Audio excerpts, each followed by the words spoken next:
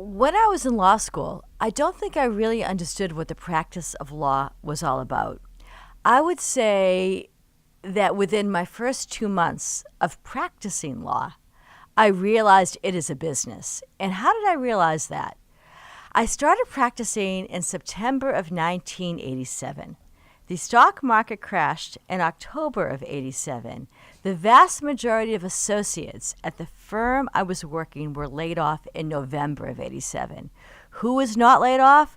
Those who had practices of their own. It was at that point I realized that I Control your needed fate. to control my fate. I wasn't laid off, and the only reason I wasn't is because I was a tax lawyer, and very few people wanted to go into that area. Right. So I knew then you need to control your fate, own your clients, and be in an area of law that you understand and very few others do.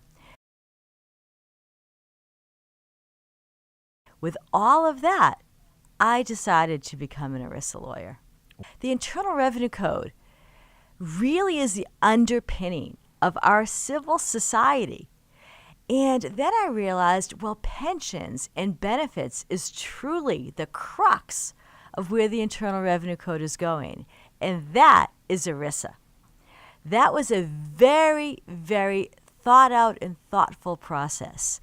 And ERISA itself encompasses areas that we are now struggling with as a country that I kind of intuited would be issues in the late 80s. What are the issues? Well, pension benefits, welfare benefits, the Affordable Care Act, for example, Right. is all under ERISA, and executive compensation, the whole division between workers and management. Everything that we're really grappling with, seriously as a society, has a firm basis within ERISA. It's a technical law. You need to be a tax lawyer, I think, first and foremost, to understand it and apply it, and then also have a really good understanding of litigation, of labor law, and of contracts.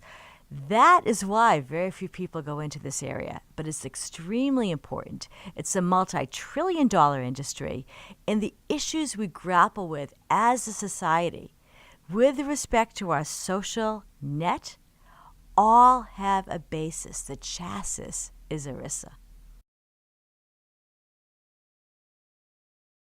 First and foremost, you need to have a service and a product that is of the best quality and caliber, especially in an area that has so much importance and so much legal liability and risk.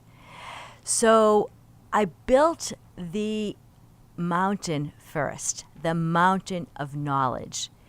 And people are coming to the mountain.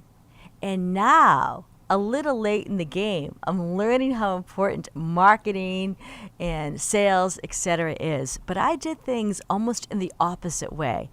I built the knowledge base the hard way, really by being in the salt mines of the practice for, I would say, a solid decade before I felt confident enough to truly sell and market. I've been doing this area of law now for 30 years. It goes by quickly when you love something and when you feel something's important.